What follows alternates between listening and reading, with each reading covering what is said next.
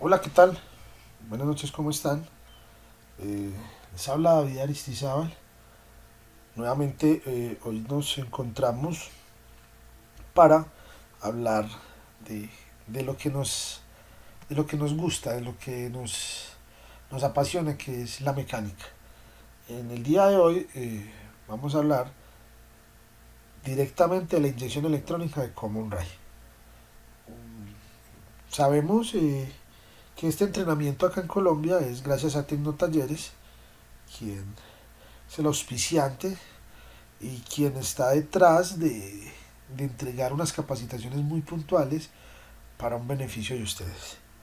El día de hoy la vamos a hacer dual, la vamos a hacer con los compañeros de Perú, y en Perú quien nos está auspiciando, quien nos está apoyando y armando toda la logística de convocación para sus clientes es Diagnostool. Estas dos empresas se unen para dar una capacitación técnica, teórica, para todos nosotros, mis colegas, los mecánicos, que nos dedicamos a esta hermosa área. ¿Por qué Common Rail? Porque eh, cada día tenemos más y más y más vehículos con el sistema Common Rail. Se hace necesario en tener los principios básicos de funcionamiento de este sistema para poder empezar a hacer otro tipo de diagnósticos, poder empezar a prestar otro tipo de servicios y empezar a dinamizar más nuestros negocios.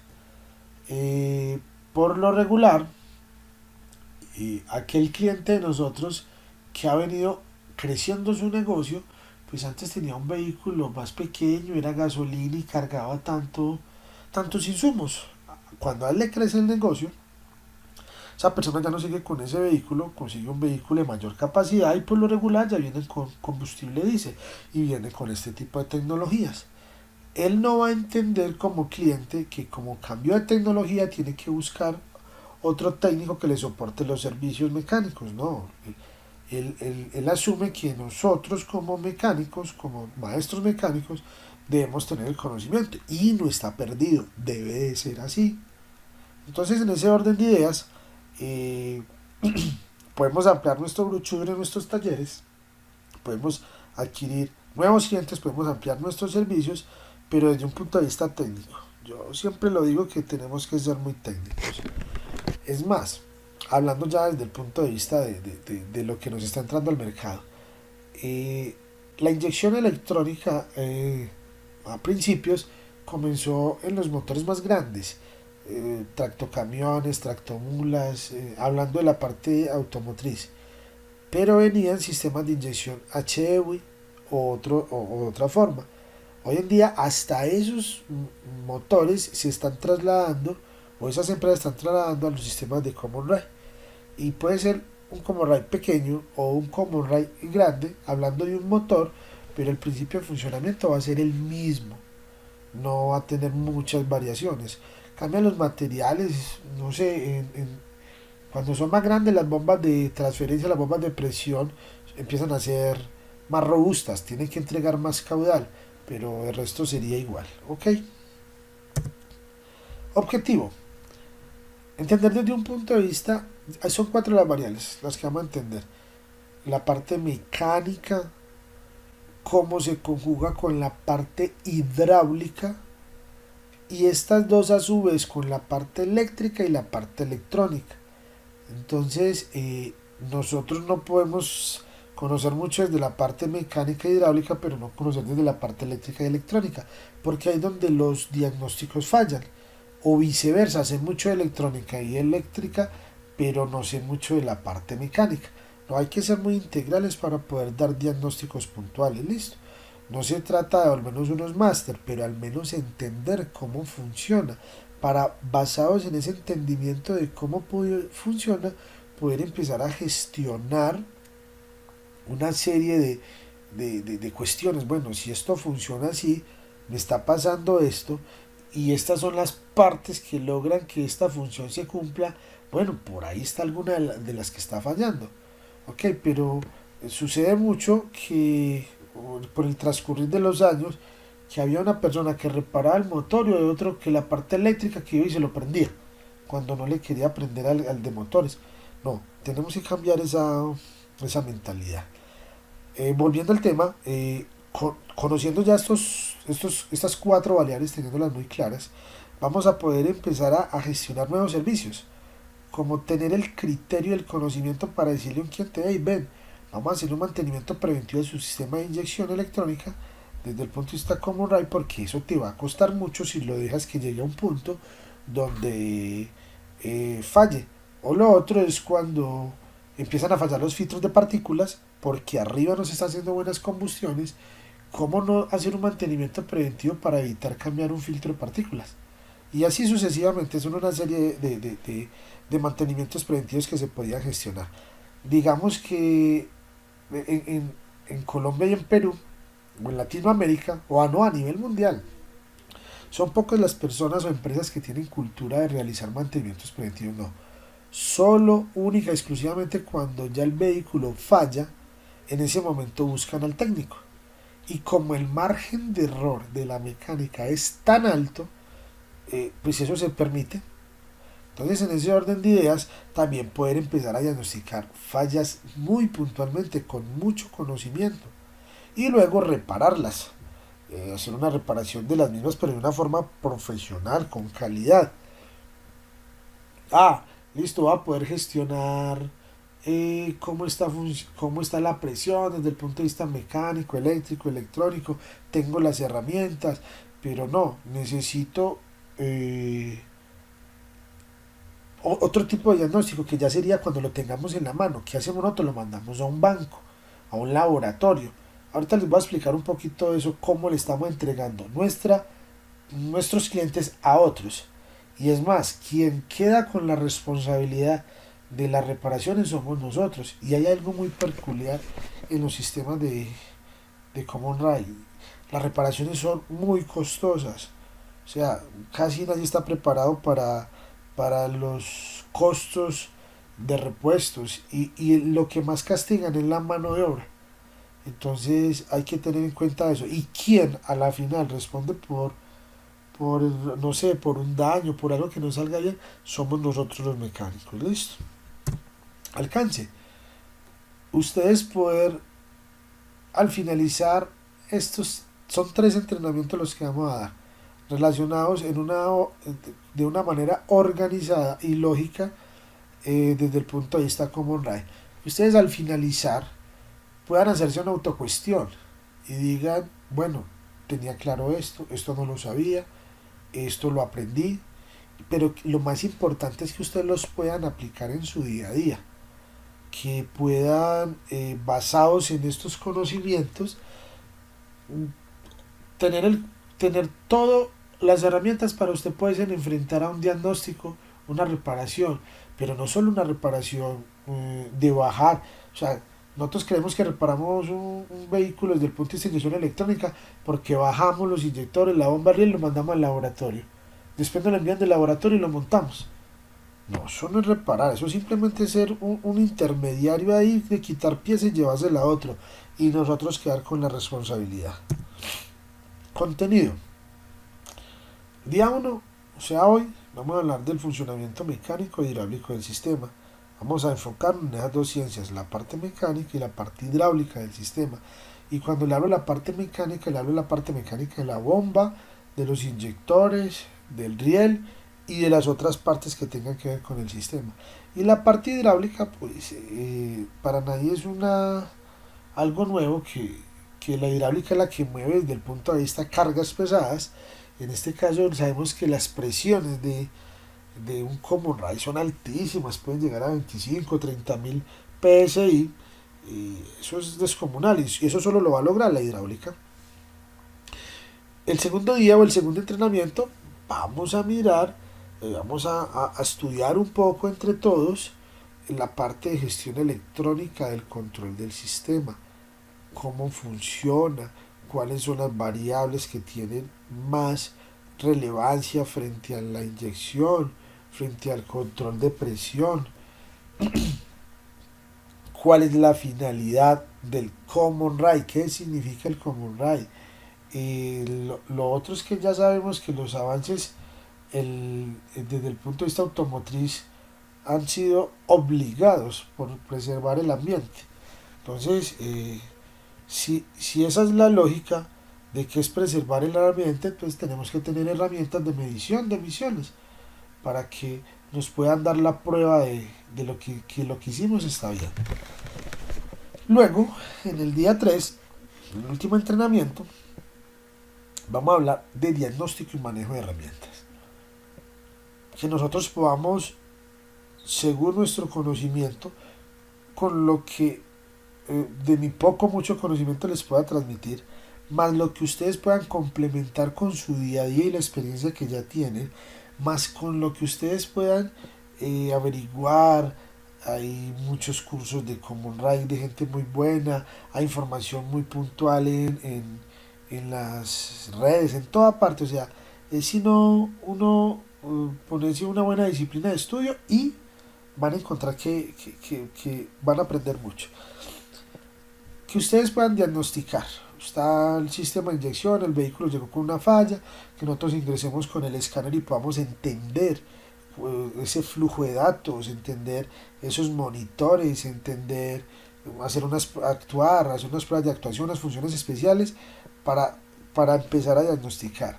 El escáner llega hasta un punto, ya hay que sacar la otra artillería, viene un excelente multímetro que tenemos que tener, un excelente osciloscopio, la pistolita aquella para medir temperatura para el coronavirus también nos sirve para diagnosticar motores.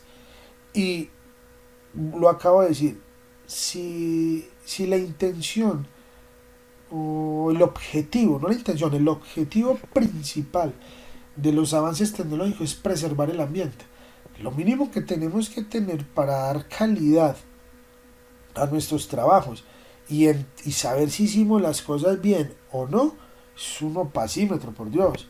O sea, la primera herramienta de diagnóstico tiene que ser un opacímetro. Cuando entra y cuando vamos a dar la prueba de calidad, si todo quedó ok, es el opacímetro, pero hay que saberlo interpretar. El opacímetro tiene dos opciones. Un test oficial, que es cuando vamos a mandar un vehículo para la revisión tecnomecánica. Y hay otro que es simplemente diagnóstico, donde vamos a poder verificar curvas, el gráfico, él hace unas cosas maravillosas y es solo tener un poco de práctica y entenderla para poder sacar adelante y avante unos diagnósticos o fallas que nos quitan el sueño, que nos desvelan porque no encontramos por dónde están. Ok, ahora, después de todo esto, vamos a hablar de directamente ya del funcionamiento. O sea, vamos a entrar en trabajo ya. Vamos a darle start a esto. Vamos a los primeros giros al motor. Funcionamiento mecánico e hidráulico. Vamos a basarnos en estas dos ciencias, que es la parte mecánica, la parte hidráulica, repito, es la parte mecánica del sistema de inyección, bueno, es la parte mecánica del motor. Y vamos a entender un poco de la hidráulica, cómo se comporta según los caudales, según el área, según temperatura, según presiones, bueno, infinidad de cosas que vamos a tener. Listo. Vuelvo y repito, vamos a comenzar de una manera ordenada. Y lo básico, no es que sea más importante la electrónica que eso. No. Desde donde se debe empezar es de la parte mecánica y de la de cada ciencia en este tema de la inyección Common Rail tiene una importancia igual de relevante. Ok, vamos a hablar inicialmente de la bomba. Antes de comenzar a hablar un poco de la bomba, yo quiero hacerles una pregunta a ustedes. Vamos a hacer algo, vamos a hacer un ejercicio. Yo les voy a hacer una pregunta. Ustedes se la van a responder mentalmente. O si tienen a alguien al lado, otro colega, están con sus hijos, bueno, no sé. Vamos a ver cómo estamos. Le hago la pregunta, me quedo callado unos segunditos y después de que me quedo callado unos segunditos le respondo la pregunta y vamos a darnos cuenta si en realidad la tenemos sí o no clara. Cuando hablamos de una bomba, voy a hablarles de una bomba de inyección, voy a hablarles de una bomba de aceite de motor, voy a hablarles de una bomba de aceite y una caja automática, voy a hablarles de una bomba de combustible en gasolina, la que va sumergida en el tanque. Va la siguiente pregunta. Una bomba de lo que les acabo de decir, cualquiera, levanta sí o no presión de un líquido, sea aceite o combustible. ¿Qué creen ustedes? ¿Una bomba levanta sí o no presión?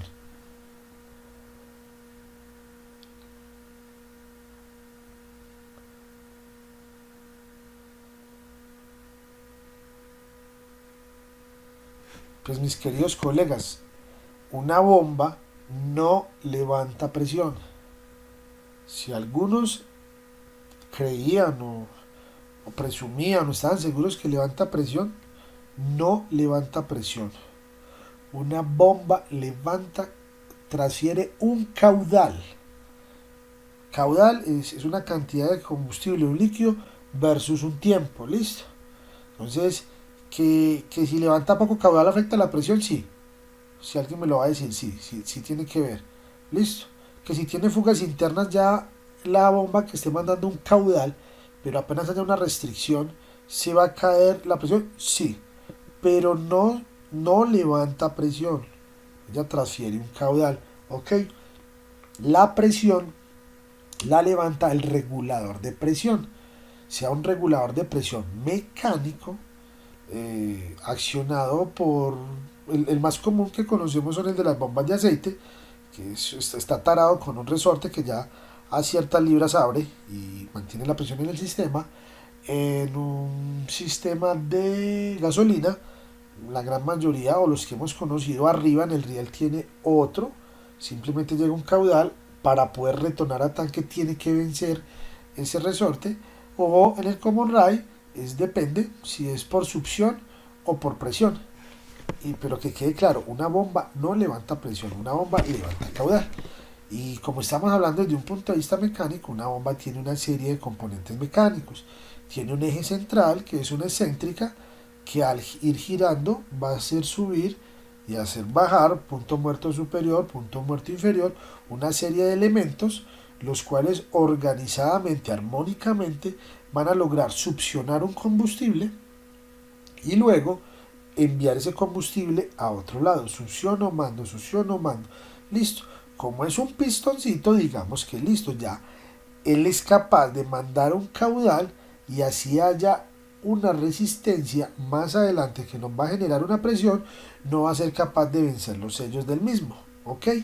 En este caso, esta es una CP3 donde tenemos tres pistones organizadamente. Ellos, ahorita vamos a mirar por qué van organizados, van a empezar a mandar un caudal, reciben una admisión, reciben un caudal de combustible, ellos lo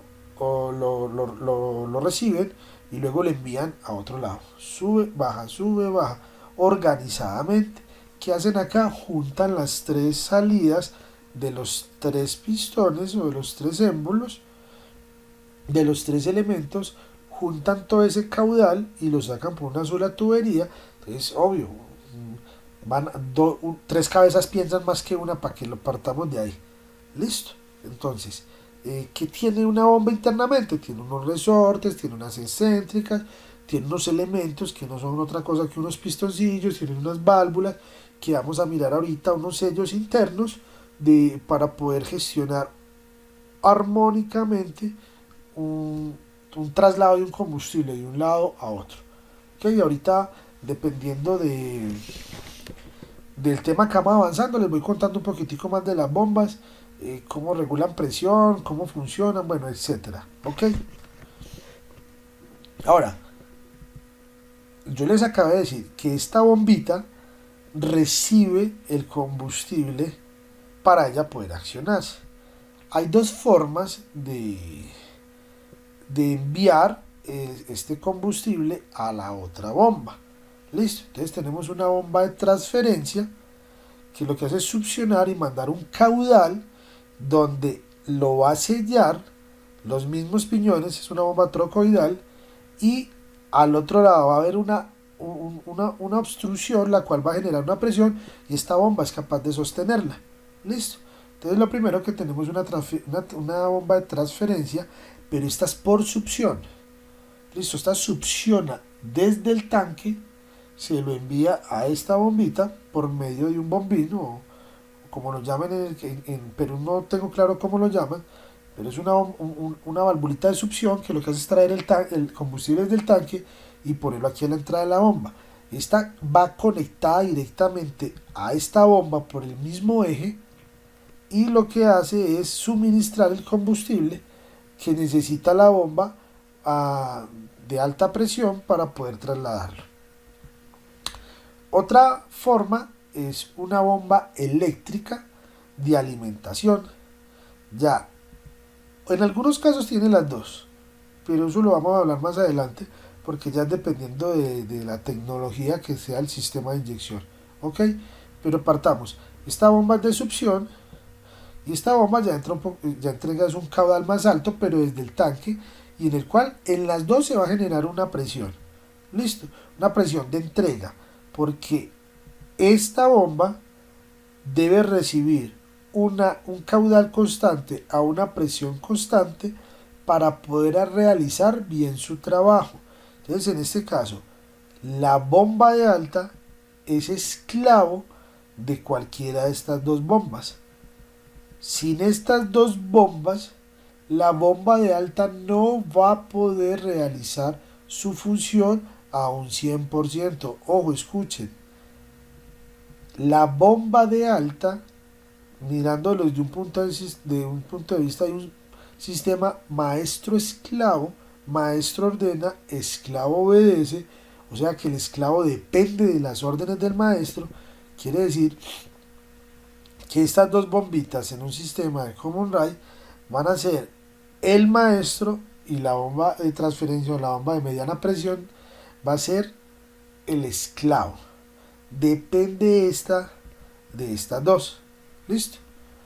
Más adelante vamos a hablar de cuántas libritas de presión debe sostener esta, cuántas libritas de presión debe sostener la otra, cómo es una manera de medir si hay una buena transferencia con un vacuómetro, con un medidor de compresión, bueno, en fin, otra herramienta que nos va a servir para el diagnóstico, ¿ok? Entonces queda claro eso. Ahora bien, entonces, esta bomba, les acabo de decir que depende de estas dos, ¿cierto? Que estas dos le suministren un caudal y una presión constante para ya poder trabajar. Ahora bien, entonces yo les acabo de decir que esta bombita tiene una serie de elementos y que orquestadamente, armónicamente, realiza unos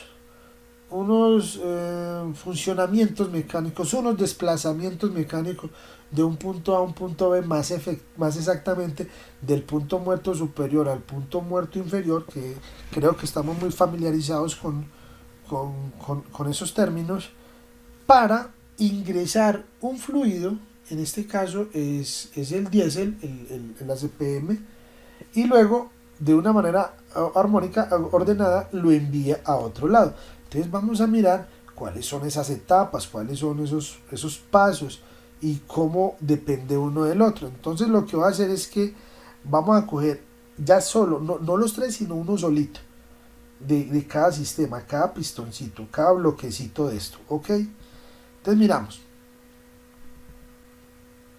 que tenemos, empecemos acá. En este caso está cerrado, no hay ninguna parte, va a comenzar admisión, va a comenzar del punto muerto superior al punto muerto inferior. Entonces, por el desplazamiento, vuelvo y lo digo, el eje de la bomba, de esta bomba, la excéntrica, está unida al piñón de distribución o al piñón de la cadena de distribución, el cual hace girar el eje. Listo. En ese momento, cuando empieza a funcionar el motor, digamos que hizo el ingreso de combustible a una baja presión. Ingresar el combustible, como les acabo de decir, a esta bombita, que lo hacen alguna de estas otras dos bombas, debe estar organizado o debe estar muy bien calibrado para que ingrese en el tiempo que es, con la presión que es y con el caudal que es. Entonces en este momento el pistoncito se desplaza hacia abajo, podemos notarlo acá. En este momento hay un sello hidráulico, un sello mecánico hidráulico. Ojo muchachos, sello mecánico hidráulico.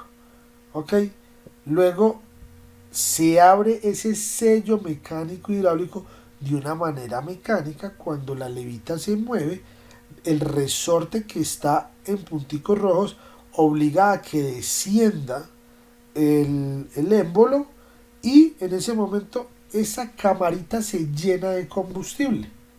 Ok, luego, por un proceso netamente mecánico e hidráulico, al subir el pistón, ¿qué hace? Vence el resorte del sello del balín y devuelve y cierra la admisión. Ok, cierra la admisión, y en ese momento hay un suministro de combustible a mediana presión. Ojo, un suministro de combustible a mediana presión. Todavía no se ha generado la alta presión. Volvamos. Está en reposo, digamos que el motor está detenido, está en este punto. Es una suposición que quedó en ese punto. Luego mecánicamente empieza a girar el motor. El arbolito de levas, llamémoslo así, la excéntrica, hace que haya una succión de un combustible, porque este émbolo se desplaza del punto muerto inferior, superior al inferior. En ese momento hay una succión, hay un vacío, y aparte de eso, ese ingreso de combustible entra a una baja presión y con un caudal constante. Listo. O sea que nos garantiza que cuando él descienda va a llenarse lo que se tiene que llenar. Supongamos que sean 10 centímetros cúbicos. Se llenó. Listo.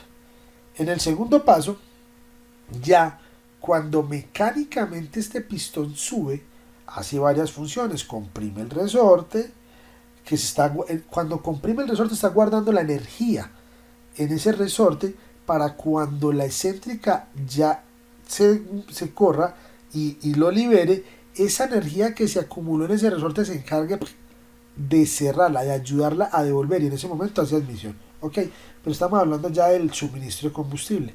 Entonces, sube, comprime el resorte, cierra el paso de la admisión y abre el paso, mueve el balín, comprime el resorte del balín del suministro de combustible a mediana presión, como lo podemos notar acá. Entonces, organizadamente sería otra vez: cierra, admite, comprime. Y al comprimir, comprime los resortes y deja salir el combustible a una mediana presión. Volvámoslo. Reposo, admite, comprime, reposo, admite, comprime. ¿Ok? Comprime resortes y entrega combustible a mediana presión. Ahora, hay una pregunta. ¿Cómo? Yo les decía que una bomba no genera presión. Entonces la pregunta es, bueno, ¿cómo vamos a generar la presión? ¿Cómo vamos a controlar la presión? Hay dos formas en el sistema Common Rail, solo, única y exclusivamente dos formas de controlar la presión en el sistema, y es controlando el ingreso de combustible o controlando la salida de mediana presión del combustible. Cualquiera de las dos formas, o los sistemas más avanzados ya, no sé, Euro 5, Euro 6, tienen ambas. Controlan la succión, controlan el ingreso de combustible, pero a su vez controlan la salida de combustible. Ese tipo de gestión de presiones las vamos a ver en la segunda clase. ¿Cómo se hace? ¿Cómo se logra? ¿Para qué tienen dos válvulas? ¿Ok? No podemos asumir que todas las válvulas controlan por el lado de la presión. No, hay unas que controlan por el lado de la succión.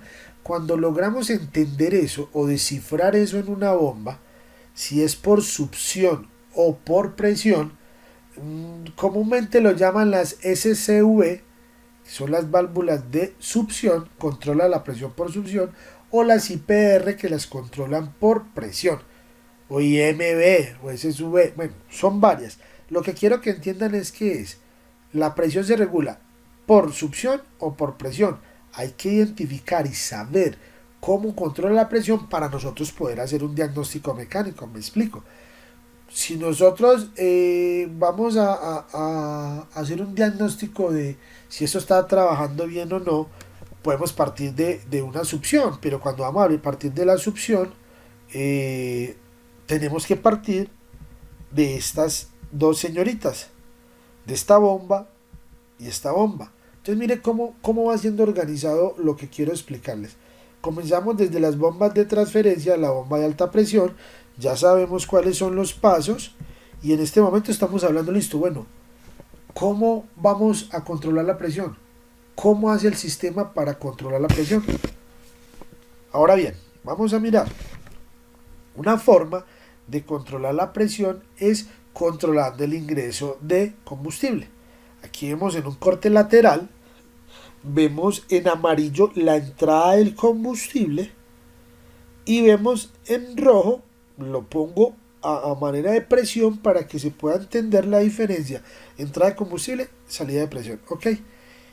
Entonces, entra el combustible, hay una válvula reguladora de alta presión, que en este caso sería una válvula reguladora de succión, que es una, como dije ahorita, IMB, SSV, ¿ok? Si yo tengo el paso abierto de la válvula, una suposición, en cada aspiración completa me admite 10 mililitros de combustible. Si yo tengo esa válvula obstruida a un 50%, ya no me va a ingresar 10 mililitros, sino 5 mililitros. Ok, vamos a hablar de 100%. 100%. Ingresa 10 mililitros por cada revolución. Y con esas 10 mililitros por cada revolución a 1000 revoluciones, va a ser capaz de presurizar el sistema a 10.000 libras. Vamos a poner todo con 10 para que nos dé. Listo. Si el máximo sería este sistema hipotético, dejando abierta 100% la válvula reguladora de presión, la SSV, la válvula de succión, ingresaría 10 mililitros por revolución, y si estuviéramos a 1000 revoluciones, generaría 10.000 libras. Ok. Si yo empiezo a jugar con un porcentaje de la válvula de succión y lo dejo que solo ingrese el 50%, 5 mililitros, entonces ya no van a ser 10.000 libras, sino 5 mil libras, y así sucesivamente.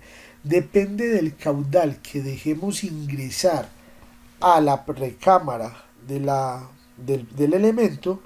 Asimismo, esa es la cantidad de combustible que va a enviar. ¿Ok? Entonces ahí tenemos un tipo de control de presión. Vuelvo y le repito, estamos tratando todo desde el punto de vista mecánico. Aquí me tocó apoyarme en una válvula y hablar de porcentaje para que me lo entiendan, ¿listo? Pero todavía no le estoy hablando de gestión electrónica. Ahora bien, pasemos. ¿Cómo controlamos si ya no es por succión, sino que controlamos la salida del combustible? Ok, ya vamos a empezar a controlar presiones. Si tú tienes un sistema presurizado, una manguera, y tú le abres un huequito a la manguera, y vamos a decir que estamos lavando el carro, y le abrimos un huequito a la manguera, por ese huequito se va a empezar a perder la presión. Y entre más grande hagamos el huequito, pues más grande se va a caer, va a ser más grande la caída de presión. Entonces aquí es exactamente igual. Entonces tenemos una valvulita que en rojo está la presión y en amarillo está el retorno. En amarillo quiere decir que ya no hay presión. Hay caudal, pero no hay presión. Entonces, si nosotros obstruimos casi que un 100%, no, vamos a hablarlo diferente. Si yo dejo la válvula cerrada un 100%, en 1000 revoluciones me va a comprimir 10.000 me va a entregar 10.000 psi, ¿ok? Como aquí siempre es constante la entrada, siempre van a entrar 10 mililitros de combustible. Si yo no dejo retornar nada de esos 10 mililitros, ahí podemos hacer una resta, 10 mililitros de entrada, y yo dejo retornar 5 mililitros, quiere decir que yo tengo eso al 50% de su capacidad, pero estoy controlándolos por el lado de la presión. ¿Ok? Y si yo tengo entrada de 10 mililitros y no dejo retornar nada, quiere decir que está a su 100%. 10 mililitros a 1000 revoluciones serían 10.000 libras. ¿Ok? Voy a volver a repetirlo por si de pronto no les quedó claro. La válvula, para controlar la presión, lo podemos hacer por succión, o sea, por la entrada, o después por la presión. La válvula de succión simplemente está dejando entrar más o menos líquido. La variable es la entrada y la constante es la salida. En este caso, la constante es la entrada de combustible, siempre va a ser lo mismo, van a entrar 10 mililitros por cada revolución, pero ya la variable va a ser es cuánto va a entregar arriba. ¿Pero por qué? Porque voy a dejar retornar parte de lo que entró. Entonces es más, ¿para qué dejar entrar algo y después volverlo a quitar? Es redundante. Por eso ya han empezado, entendieron eso, que hay menos temperaturas, es más fácil de controlar succión que no presión, y los sistemas empezaron a mudarse a las SSV, a las válvulas de succión. Pero es por eso, porque no sufre tanto las válvulas donde hay presión, hay menos temperatura, hay menos de todo, y es un esfuerzo mecánico doble que tendría el pistoncito. ¿Ok? Continuemos. Entonces ahora hay una gran pregunta que se teje frente a esto: ¿en qué afecta montar la bomba en tiempo o en destiempo? ¿Ok? Las bombas como Monray llevan un tiempo, sí o no, por qué lo llevan, qué tipo de tiempo. O sea, son un sinnúmero de preguntas que se nos vienen a la cabeza. O algunos comentarios que hay en la calle, o algunos mitos y leyendas. Bueno, no sé, es mucha la información. Entonces vamos a empezar a despejar esas dudas. Hay dos tiempos que se tienen desde el punto de vista. Hay un tiempo de encendido electrónico y un tiempo hidráulico. En este caso recuerde que estamos hablando desde el punto de vista mecánico e hidráulico. Entonces, desde el tiempo de encendido electrónico no me voy a meter mucho, pero sí voy a ahondar demasiado, voy a ir muy a fondo desde el punto de vista del tiempo hidráulico. El tiempo de encendido electrónico ya todos lo conocen. Si no está, hay una correlación con árbol de levas y CKP, pues no va a poder gestionar los pulsos de inyección, no va a poder abrir el inyector cuando es, no va a haber un orden, entonces el motor no va a encender. Listo. Eso lo vamos a ver más adelante. Pero, ahora bien, ¿cómo así que tiempo hidráulico? ¿Por qué? Porque es que el tiempo hidráulico controla la presión. Hay muchos colegas que de pronto han desarmado para cambiar correas, cambiar bombas, hacer una serie de reparaciones, y de pronto o no les queda en tiempo porque no tuvieron la precaución o se les movió, y eso quedan con una falladera los vehículos. Entonces digamos que desde el punto de vista de la mecánica lleva tiempo, no, pues uno diría no, porque es que yo la pongo y ella prende. Pero prende y tiene un buen funcionamiento, es la pregunta que nos tenemos que hacer. No, es que sí prende y antes no tenía un sub y baja, pero ya lo tiene, pero eso quedó con muy buena potencia, digámoslo así. Entonces resulta que el tiempo hidráulico es muy importante, porque tiene que haber una constante frente al tiempo hidráulico versus la inyección. Si esas dos variables no van de la mano, por parte de la computadora gestionar esa inyección va a ser un problema grande. O sea, va a tener que meterle mucha memoria a eso para poder controlar lo que nosotros hicimos mal. O sea, mire cómo un problema mecánico e hidráulico y ni siquiera es que sea un problema, es un error que se comete, empieza a afectar la parte electrónica de gestión del combustible, de la entrega del combustible, que ya lo vamos a ver a continuación. Lo ideal, ojo, es que cuando esté la bombita, el pistoncito, entregando combustible a baja presión, o sea que vaya en compresión, llamémoslo así, del punto muerto inferior al punto muerto superior, donde comprime el resorte que condena al retorno, en ese momento que se esté abriendo el inyector, cualquiera, el 1, el 2, el 3 o el 4. Listo, eso sería lo ideal. Por eso, eso es lo que se llama el tiempo hidráulico, para poder gestionar bien la presión. Repito, ese tiempo es única y exclusivamente no para controlar encendido, no. Ese tiempo es para controlar presión, para controlar hidráulica. Si en el momento que la bombita de transferencia, la bomba, perdón, de mediana presión, que a la vez la llamamos de alta presión, está comprimiendo, está entregando, está suministrando combustible, está en la etapa que va de punto muerto superior, inferior a superior, en ese momento se abre el inyector. Para eso lo planificaron, para eso lo estudiaron así. Detrás de esto hay mucho genio, mucha cabeza, mucha ingeniería, y dijo que debería funcionar así. Listo. Ahorita vamos a analizar qué pasaría si eso no se cumple. Si en vez de en el momento que abre el inyector la bombita no estuviera suministrando, sino que estuviera en reposo, mire lo que pasaría. Lo ilustro así, mire la galería. Aquí toda la galería está rojita, llena de presión, que significa presión. Pero acá podemos observar que como el inyector tumba la presión, porque abre, se consume una cantidad de combustible que está dentro del riel de todo el comorray ahí preciso, y como en ese momento no se le está suministrando desde el punto de vista de la bomba, se va a armar un colchón hidráulico, no aire, sino un colchón hidráulico, el cual va a afectar la presión. ¿Por qué les dejé el sensor de presión ahí? Porque ese sensorcito es el encargado de estar sapeando, verificando, mirando qué está sucediendo en ese riel para transcribirle esa información a la SM. ¿Ok?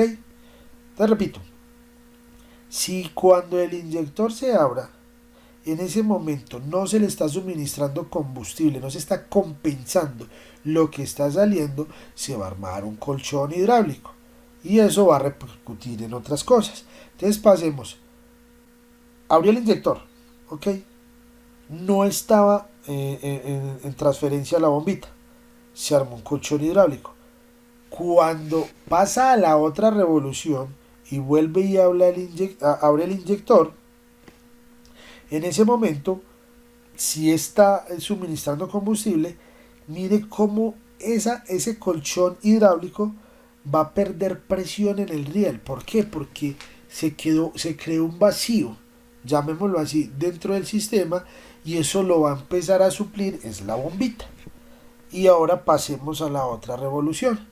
Mire lo que pasaría teóricamente y prácticamente, aquí lo estamos hablando desde el punto de vista de un dibujito, lo que pasaría dentro del riel. Habrían un montón de colchones hidráulicos, los cuales harían que la presión en el riel fuera muy inestable, suba, baja, suba, baja, suba, baja, suba, baja. Y ahorita, la próxima diapositiva, van a entender cómo afecta esto a un sistema como un rayo. Ok, voy a volver. Tenemos dos formas de controlar presión, es por succión, por presión.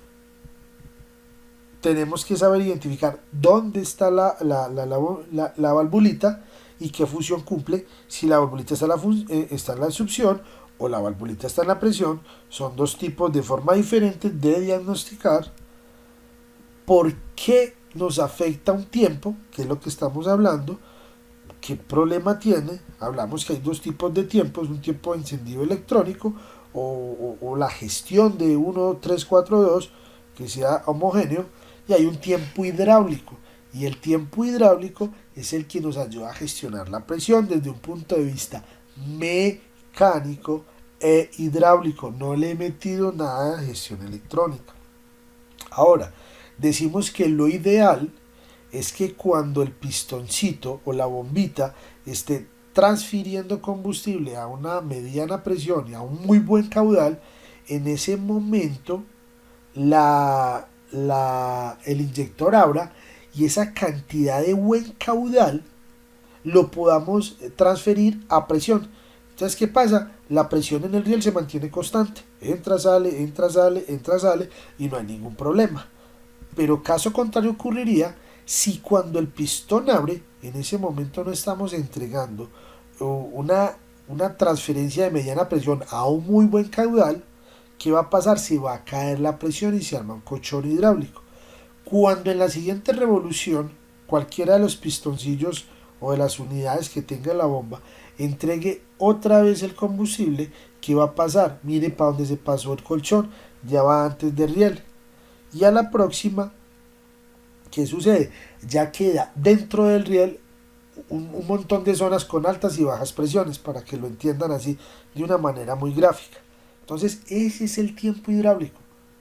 Tenemos que tener en cuenta eso. ¿Qué puede afectar el tiempo hidráulico? Si nosotros estamos viendo, un adelantico, si nosotros estamos viendo dentro de, tú puedes gestionar esto desde el escáner, y como eso no tiene sensor, pero tú desde el punto de vista de interpretación de datos, mirando los datos, cómo se está comportando la presión, tú miras el riel, el sensor de presión de riel, perdón, y empiezas a mirar que está fluctuando demasiado, pero la gestión de la presión no se ve tan afectada. Uno podía empezar a pensar, uy, eso está en destiempo, o hay algún problema en esta transferencia, hay alguna obstrucción, no sé, algo. Pero mire cómo, conociendo desde el punto de vista mecánico y hidráulico, ya luego podemos hacer una interpretación desde el punto de vista del escáner. Ojo, esto es lo principal del tema de hoy, no es que sea lo principal del Comorray, pero tenemos que tenerlo claro, listo. Ahorita vamos a ver cómo se ven afectadas las entregas por esto. Ok, entonces vamos a hablar un poquitico del inyector para luego mirar las entregas. Entonces resulta que un inyector de Comorray maneja unas presiones, ya los dijimos, son presiones muy altas, que se han logrado a través de la tecnología del tiempo aplicada a estos sistemas. Entonces tenemos, en la flechita roja está entrando una presión. Ya simbolicémosla dentro del inyector en lo naranjado, ¿ok? Entonces, si ustedes miran y hacen todo el seguimiento de la parte naranjada, hay un punto donde está una flechita hacia abajo y encima de esa flechita está lo naranjado. ¿Qué quiere decir? Que la presión que está entrando por la tobera le está haciendo presión a la aguja, a la tobera, a la parte mecánica del inyector, para que se cierre. Y eso se llama un candado hidráulico. Ok, repito, la presión que entra por el inyector, por la tobera, perdón, al inyector, luego lo grafico de otro color, un colorcito naranjado, y pongo una flechita en la parte amarilla para que nos indique que está haciéndole fuerza hacia abajo. ¿Dónde está haciéndole fuerza hacia abajo? Es por encima la presión, entonces se llama un candado hidráulico. En la parte de arriba, en amarillito, tenemos la bobinita, ¿ok? Entonces en ese momento, cuando se energice la bobina, ¿qué va a pasar? Al energizar la bobina, se pierde el candado hidráulico. ¿Y por dónde se pierde el candado hidráulico? Por el retorno. Entonces, ¿qué pasa? El combustible ya entra y retorna. Como no está habiendo presión encima, ahí sí ingresa el combustible y se entrega lo que está en la precámara. ¿Ok? Cerrado, abierto. Cerrado, abierto. Entra y no retorna, entra y retorna. ¿Ok? Entonces, el inyector tiene dos partes. Una parte mecánica y una parte eléctrica. Listo. Y en la parte mecánica es donde se gestiona la parte mecánica e hidráulica. Lo que hablamos ahorita, hay unas diferencias de área. En este momento podríamos quedarnos hablando toda la noche si quisiéramos de inyectores, pero la idea no es esa. Es tener los principios básicos. Ya cada uno tendrá la oportunidad o más adelante podremos entregar otro tipo de charlas, conversatorios referentes a esto. ¿Ok? Entonces, una forma muy práctica de entender es presión, la misma presión cierra la aguja, cierra la tobera. Pero si yo libero esa presión, ya la misma presión que está por debajo ya va a subir la tobera y va a haber la inyección. ¿Ok? Y eso como aquí hay una parte en el inyector, hay una parte eléctrica y una parte mecánica. Cada una se diagnostica de diferentes formas. Aquí que podríamos diagnosticar muy puntualmente. Presión, hay herramientas de diagnóstico donde tú reemplazas la tubería, perdón, de la tobera y te empieza a entregar una serie de presiones, también te mide unos retornos, ¿ok? Entonces herramientica para diagnosticar la parte hidráulica y mecánica existe, que más adelante la veremos. Ahora, miremos qué pasaría. Estábamos hablando de los colchones hidráulicos. Entonces, mire, ¿qué pasaría si dentro del inyector empiezan también a haber esas fluctuaciones? Mire que aquí decimos que quien está cerrando la tobera para que el inyector no inyecte, valga la redundancia, en ese cilindro en ese tiempo, lo está logrando la misma presión de combustible. Entonces, ¿qué pasa si yo no tengo una presión de combustible constante? Y yo tengo una parte mecánica ya deteriorada y un inyector en la punta porque no nos está sellando bien. Cabe la posibilidad de que ese inyector empiece a gotear o a humedecer, y si ese inyector empieza a hacer eso, pues va a haber pistoneo, va a haber cascabeleo, va a haber golpe de inyección, va a haber humo, va a haber inestabilidad, va a haber un montón de cosas. Y puede que no esté malo el inyector, puede que simplemente haya sido porque está montado en destiempo. Entonces por eso es que cuando se monta en destiempo una bomba, ahora que ven un poquitico el inyector del trabajo, es que empiezan a ver esos pistoneos o esas vacilaciones sub y bajas en mínimas, porque la SM es tratando de, de solucionar lo que hicimos nosotros mal mecánicamente. Si nos llega un tipo de falla a nuestro taller, lo primero que tenemos que tener es una muy buena recepción técnica. Ojo, recepción técnica, no recepción de papeles, porque en la gran mayoría de talleres o como concesionarios, donde tú lo quieras, que son organizados, te piden el modelo del carro, cuando se le vence el SOAT, el seguro, cuando, qué modelo es, bueno, un tipo de información, pero pocas veces preguntamos si vienen de otro taller, si le acabaron de hacer un cambio de correa, bueno, un montón de cosas. Ojo, la recesión técnica es muy importante, valga la cuña. Entonces, si nosotros bajo una recepción técnica nos damos cuenta que ha sido intervenido anteriormente y resulta que la intervención fue cambio de correa o reparar un motor o no sé, hicieron algo, una bomba de agua que también mueva esto, listo, y nosotros vamos al escáner y empezamos a ver unas fluctuaciones muy altas en el sensor de presión de combustible, pues lo primero que yo me tiro a descartar después de ver eso y que ese cliente me dice a mí que ya se gastó 3.000, $4.000 en esa reparación y, y yo tengo el problema todavía. O no, no entré, imagínense, no entré con ese problema y salí con ese. Entonces mire cómo desde un punto de vista de entendimiento y con un escáner, con un analizador, con un opacímetro, perdón, puedo llegar a diagnósticos muy puntuales o al menos una guía de dónde parto. No empezar a hacer adivinología, será esto, y empezar así tengo un carro en el taller que me pueda prestar repuestos, no. Entonces mire pues qué es esto. Ahora, vamos a analizar las entregas. Sistema en buen estado. Esto no es un estándar, esto es gráficamente para que lo entendamos. Entonces decimos, me están ingresando 8000 PSI al inyector. Y yo no, la computadora, después de un montón de preguntas y un procesamiento interno, dice que ella va a dejar ese inyector abierto un milisegundo, ¿cierto? Y en ese momento, si yo tengo 8000 libras, un milisegundo abierto, me va a entregar 11 milímetros por stroke. Vuelvo y repito, esto es una suposición, pero es para que saquemos unas constantes para poder entender más fácil.